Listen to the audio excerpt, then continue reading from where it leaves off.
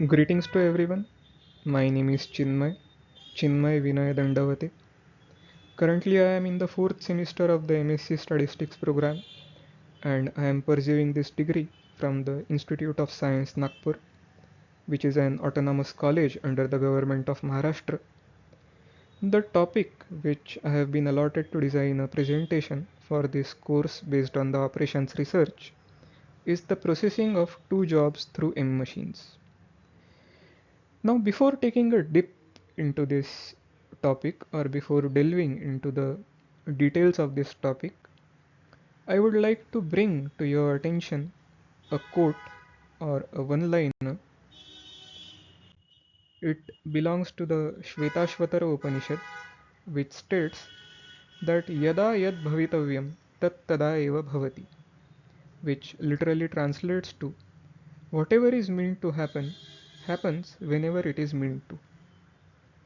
Now, as far as this presentation is concerned, the inclusion of this quote or this one liner in this presentation might sound absolutely impertinent to a pre-functionary look or a cursory glance to a bird's eye view, because this quote, which apparently seems to be belonging to the fatalistic school of thought or the fatalistic school of philosophy, what would it have got to do with this subject like operations research, or in a larger sense like statistics, which has so much of rationalism or so much of logic built into it as its essential constituent?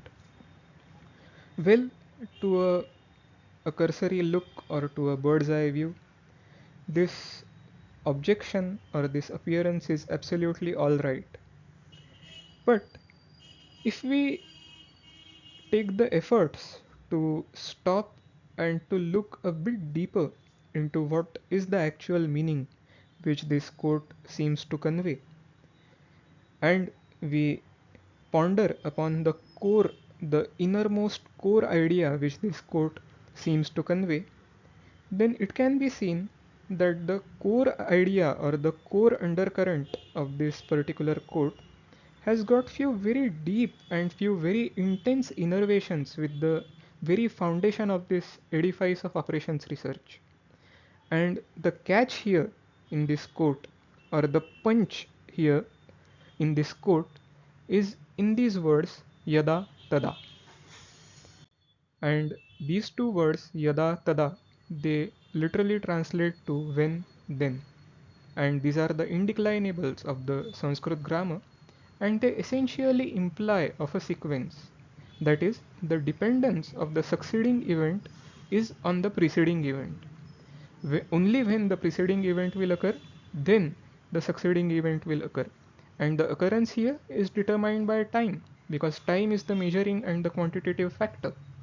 If a given event, it requires some stipulated period of time, let's say 5 days, then the event which succeeds this current event can't take place before the completion of these 5 days. This essentially implies of the sequence. Now, the inclusion of this factor of time to be the one which determines the unfolding of events, it brings about the real change, because time in itself is not any physical entity which can be localized and can be located somewhere in the three dimensions. It is regarded as the fourth dimension or the divine dimension, and time is irreversible in nature. That is, every second which has passed by can't return back. Not even a single second which has passed by can return back. The bygone is bygone.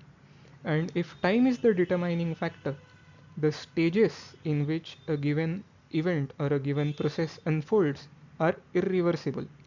That is, the things can't happen before they are meant to. Also, if the process or that event is lengthy enough to be broken down into stages or steps, so then the stages or the steps of that incident which have passed by can't be repeated, or the sequence of occurrence can't be changed either. That is, the sequence of the stages can't be shuffled, and moreover, none of the steps or stages can be skipped. And this highlights the essential and the salient element of ordinality in all the natural processes. But then, ordinality in itself is a very wide pasture. It is a topic of separate concern in itself.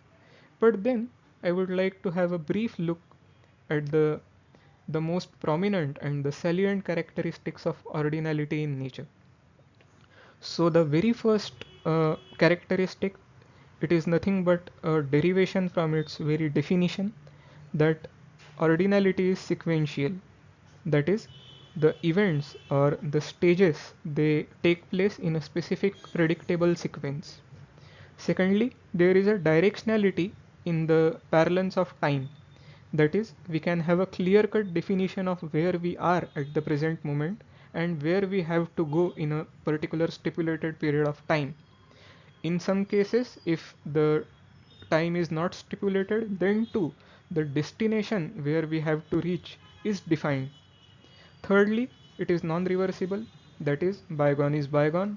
Many natural sequences are also irreversible, and the stages which have passed by can't come back again. Fourthly, the sequences, they involve distinct stages, they have distinct phases. There might be some object which goes through different identities, and there is this long succession of identities which combine together to give birth to this entire process.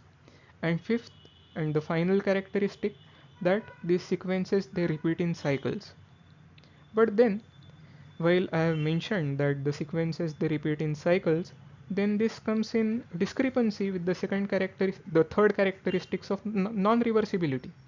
Because I have said that bygone is bygone, but then how can it be the case that after being said bygone is bygone, the sequences, they repeat in cycles?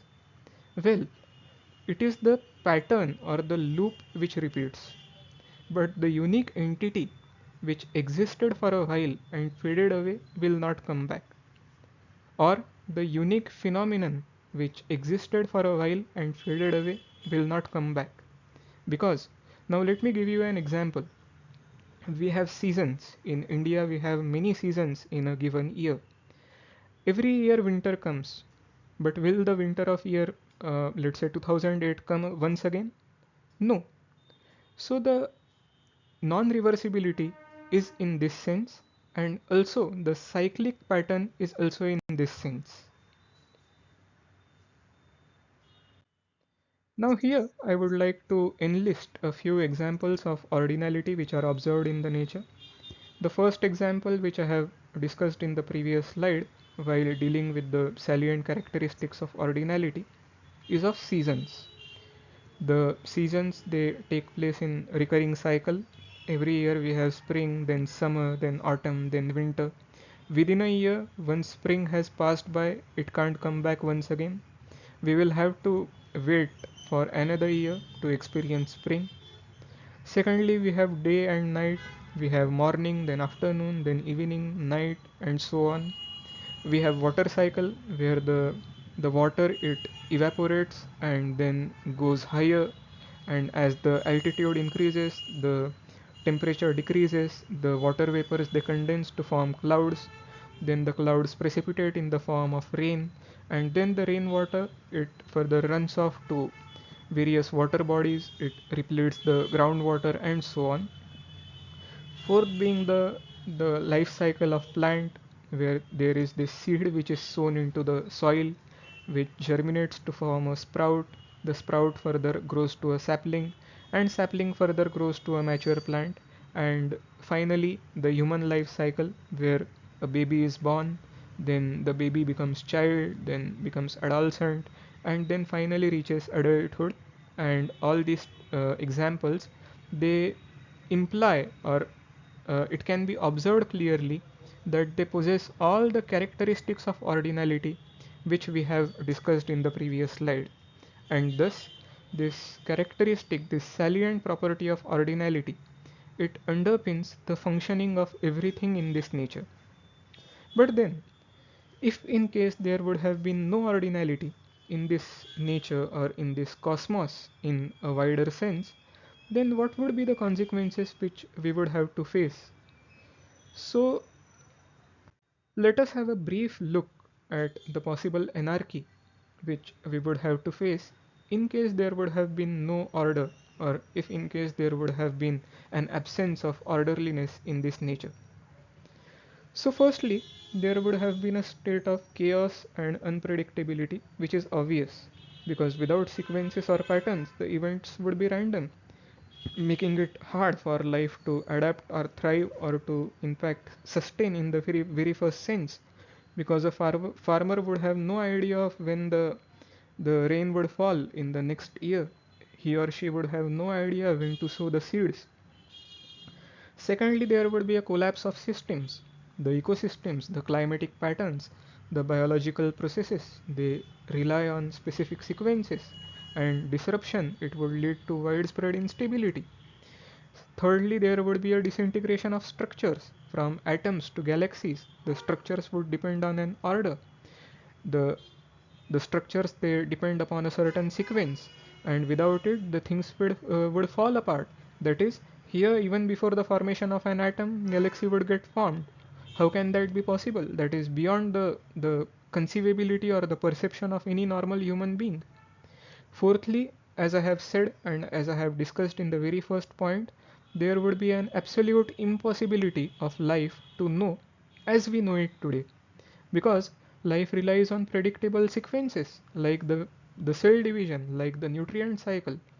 We eat food, the food goes to the stomach, it gets broken down into its nutritional constituents. They further get assimilated by the villi, which lie in the inner lining of the intestine.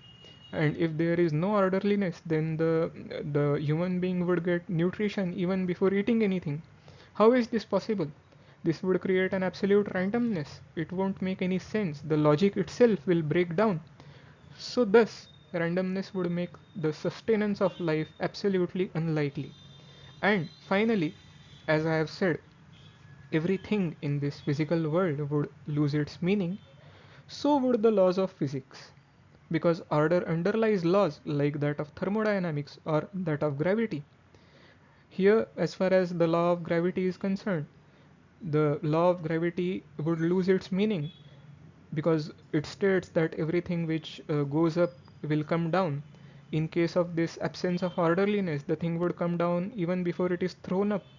Would that make any sense? Is it possible? So this would be the absolute state of anarchy. This is the absolute insanity which we would have to face in case there is no orderliness in this cosmos.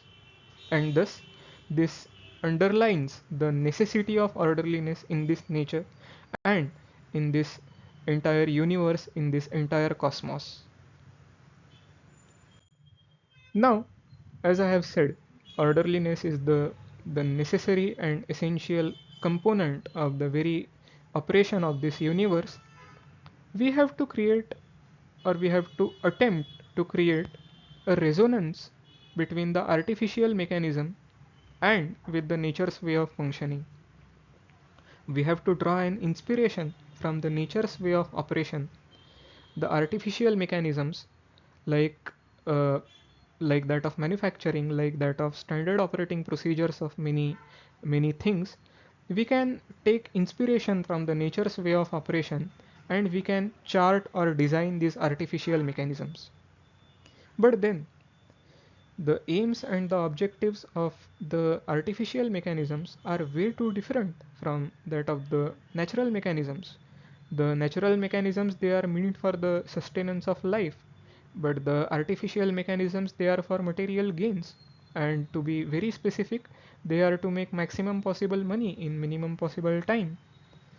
So this branch of statistics which attempts to create such mechanisms, drawing inspiration from the nature's essential principle of ordinality to maximize the productivity in this material world, in this human world, is operations research. And the natural processes, they do not require any external bolster, they do not require any external push, they do not require any external support for them to start functioning. But artificial processes, being artificial, certainly require external assistance. they require external assistance, they require bolsters in terms of machines, in terms of tools, in terms of equipments, etc.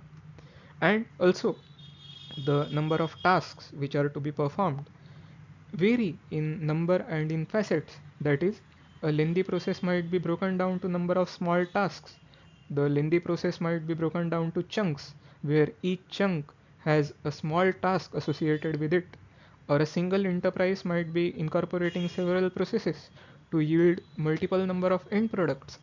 For example, there might be some beverage factory which has a pretty similar sort of operating mechanism, but there are multiple end products. There are multiple types of beverages which that company or that enterprise wishes to manufacture.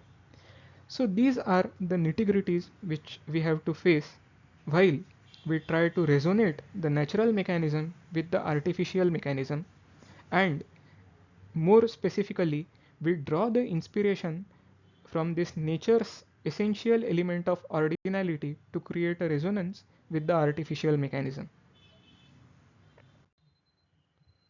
But then, given the fact that this course with which we are dealing is essentially a mathematical course, we have to deal with a quantitative combination of the tasks or the jobs which we have to perform or we have to execute, and the machines or the tools or the equipments which are at our disposal.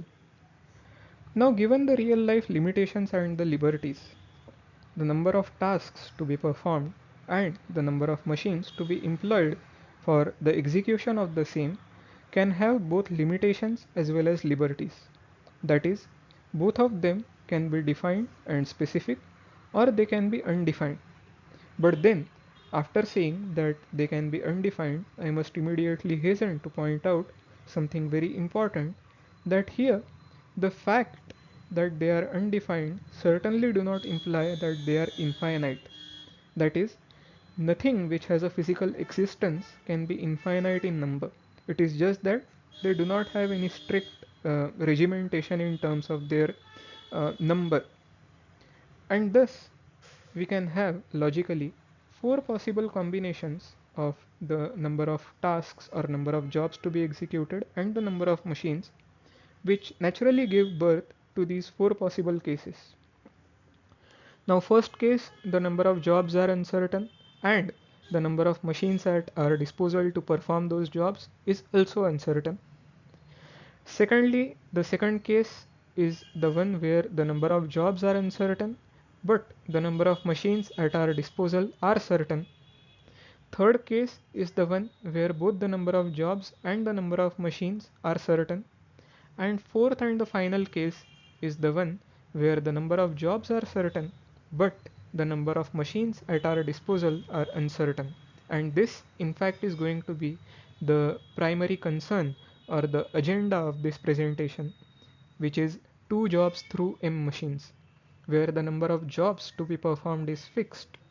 That is, we have 2 jobs to perform, or there are 2 jobs to be executed, but the number of machines at our disposal is flexible and is uncertain, and thus we have uh, annotated it using this variable m. But then, as the number of jobs to be carried out gets fixed to 2 and the number of machines at our disposal to carry out the tasks remains uncertain, what are the immediate changes in the ground realities or the boundary conditions which follow? So, I would even like to mention this fact that it would be these ground realities and the boundary conditions, the changes, more specifically the changes in these ground realities and boundary conditions, which will turn out to be the assumptions which would be considered true in this entire discourse of mathematical treatment, in this entire mathematical discourse. So the assumptions are as follows. Firstly, no machine can process more than one operation at a time. Secondly, each operation which once gets started must be performed till completion, that is, no job can be left midway or halfway. Thirdly, there is only one machine of each type. There is only one machine of a certain sort, or there is only one machine for doing a certain type of job. And finally, the time required to transfer between two machines is negligible.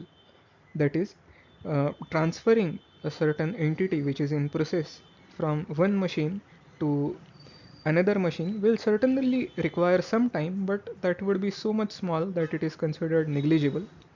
And if you look at these assumptions a bit more carefully, you will find that they are, in some sense, sort of conveniences which we create in order to avoid the mathematical complications.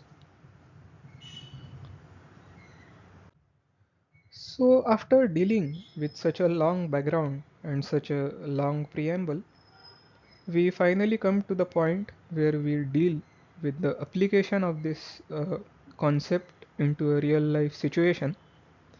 But before dealing with the problem, I would like to say a few words. And firstly, I would like to mention something which would give you a recall value.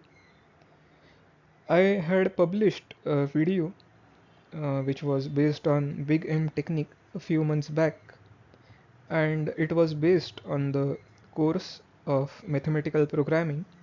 And in fact, it was a counterpart to this current course of operations research. And in a conceptual sense, this course of operations research is nothing but an advancement or an extension to the course of mathematical programming. And as it can be seen, the template of this course is entirely methodical. That is, we deal with number of methods, and as I had said in that video based on Big M technique, that the emphasis or the focus would be on why over how. Because if somebody knows why something is to be done, then she or he needs not remember what is to be done. Given the fact that she or he knows the reason, she or he can also navigate his or her path through. And here too, we would be uh, approaching the things with the same philosophy. And thus, here we have this example. Very firstly, we have this the statement of this problem, and our very first task is to see as to what information or what piece of data this statement of problem has to offer. So very firstly, we are uh, made aware of this fact that there is this garment factory which manufactures two types of clothes, shirts and pants. And thus the factory, or this garment manufacturing unit, has two jobs to be carried out.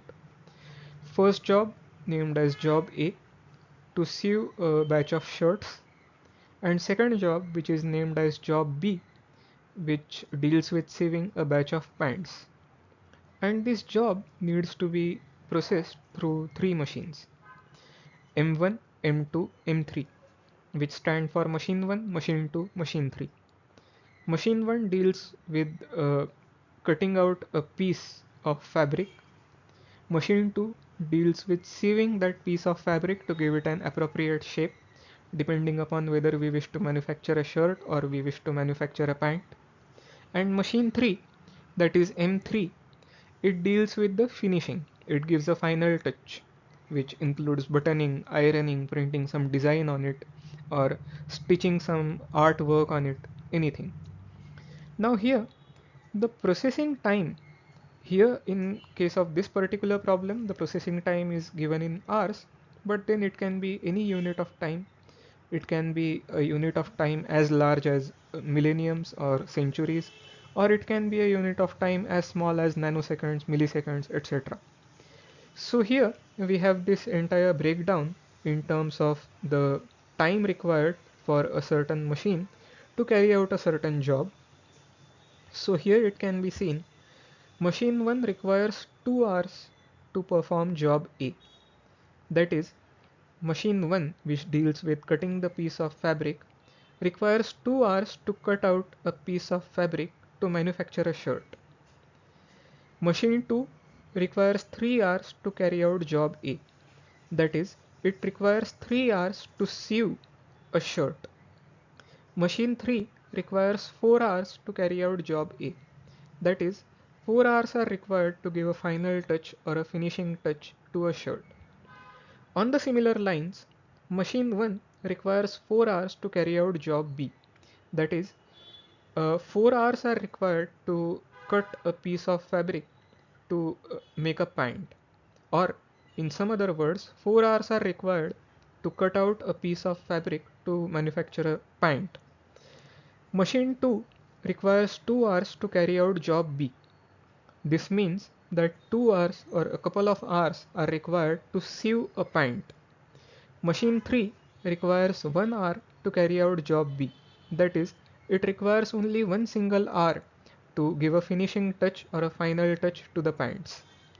And the objective here, or the thing which we have to do, the proactive measure which we have to take, is to find the optimal sequence of jobs on machines to minimize the total processing time, that is the total make span. Given that we have dealt with the statement of the problem and also we have dealt with the objective which needs to be met, now we begin with solving this particular problem, this precise mathematical problem, by using our knowledge of operations research. And in fact, I would like to motivate the knowledge of this method by the medium of this example itself. So we would be dealing with this problem by using the Johnson's rule. And here at the very outset, you can see that I have mentioned all the steps, and all the steps are acquainted with the reason and the real world interpretation of that step. That is why the step has been taken and what does it correspond to in the real world. So very first step is that we find the minimum processing time in this entire process. That is, we look for the combination of the job and machine which requires the minimum time, and the reason for doing so is that uh, the task here is to minimize the job. Thus we look for the particular combination which helps the most in this endeavor. And here, as you can see, that I have encircled the same by using this green colored circle. It is this combination of machine 3 and job B that is giving a final touch to the pant, which requires the minimum processing time. Now we, in the next step or in the second step, we schedule this job B, that is manufacturing of pants, to the last. The reason being the fact that since the combination of job B and M3 requires the minimum processing time, we schedule it the last to minimize the idle time on the other machines. And the real world interpretation of this would be that since we schedule job B at the end, the other machines won't have to hold up, and thus it would increase the overall efficiency of this process. In the step 3, in the third step, we remove the job B entirely from the table. And the reason is that we have scheduled the final task, that is the final touch to be given to the pant, on M3. So we remove it or temporarily disregard it from the consideration for the other machines. That is, since the final task, the very final task of job B has been booked, so we focus on scheduling the other tasks. And thus the next step and the fourth step is to find the next minimum processing time, that is to look for the combination of job and machine which requires the minimum processing time given this combination of job B and M3. So here, as it can be seen, that I have encircled this again. It is this combination of job A and machine 1 which requires the smallest time, the minimum processing time next to job B and machine 3. And here, as it can be seen, that the time required to cut a piece of cloth for shirt is relatively quick. So we start with this, and then we come to this final point of action where we schedule this job A on M1 first, and thus we come with this sequence. It gets ready, and we also have this step by step standard operating procedure. where in the first couple of hours from the beginning of this process, we make this machine 1 cut the piece of cloth to make shirt, and then in the next 4 hours, that is from the second to sixth hour, we make the machine 1 to cut the piece of cloth for pants. From the second to fifth hour, that is after the cloth has been cut for a shirt, we make the machine B to sew the shirt. From the fifth to sixth hour, that is till the piece of cloth has been cut for pants, the machine 2, that is the sewing machine, it remains idle.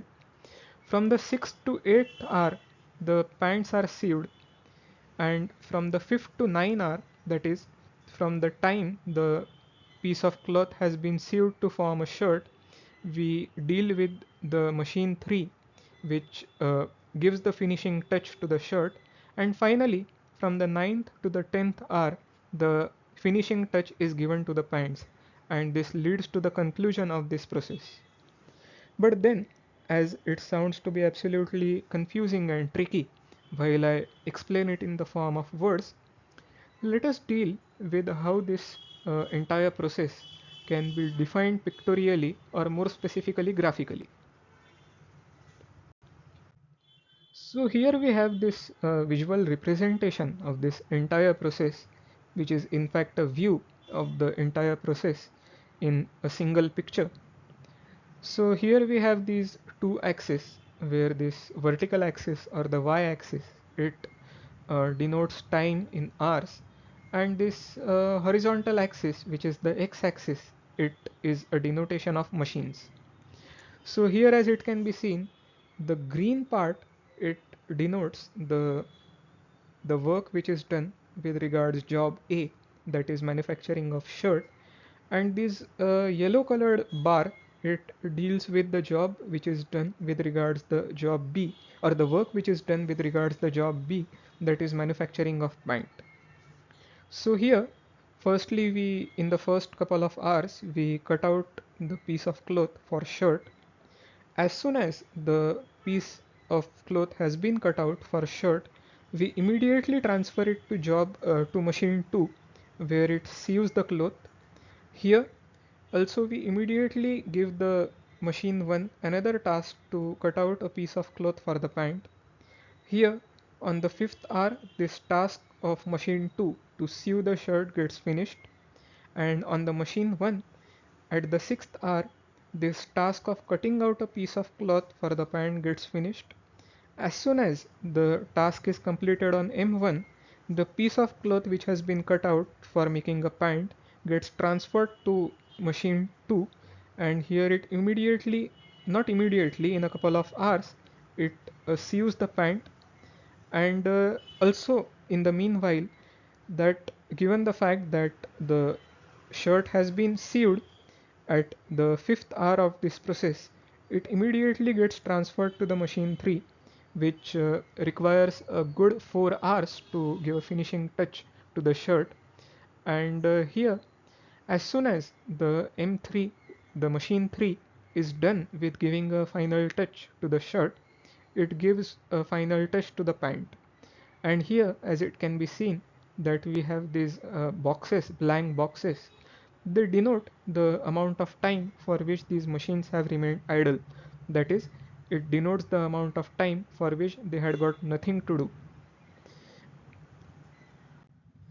So here, uh, this is nothing but a breakdown or a description of whatever we have seen in the graph on the previous slide. So here you can see that I have given this breakdown of every machine in terms of the number of time it was working, it was engaged in doing its respective job, and the number of time for which it had remained idle. So here we can see that M1, machine 1, which deals with cutting out a piece of fabric, had no idle time, that is, it was continuously working. Machine 2, which dealt with sewing the particular garment, it remained idle for 3 hours, and machine 3, which dealt with giving a finishing touch, remained idle for 5 hours, and thus the total idle time in this entire process was of 8 hours. That is, the machines, they remained idle or they had no work to do for 8 hours. But then this question might arise into the minds of many people, that why is it that the machines remain idle even for 8 hours?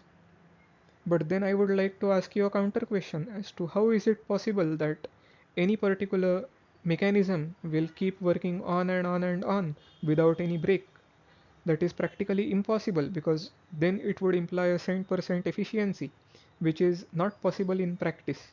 And thus we can see that we have this optimum idle time of 8 hours, and this idle time has been scheduled in such a way that the fact that a certain machine is not working does not imply a disruption in the process itself.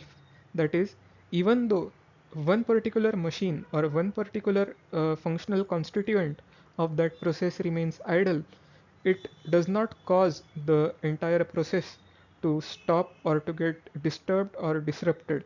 The show keeps going on, and this in fact is the sum and substance of this process, that the planning should be done in such a way that every component must get a due rest or a due leisure, but still the process should keep going on and on and on, provided that the efficiency also is at a particular level, and the productivity also is maintained, and also we make uh, money, maximum possible money in minimum possible time, given all these constraints. And thus, after saying this, I am finally at the end of this presentation, so it's the time for acknowledgements. So here is the list of resources which I have used to design this presentation and to gather the content for this presentation. So I would like to thank you for your patient listening, for your precious time, your precious attention. Thank you very much.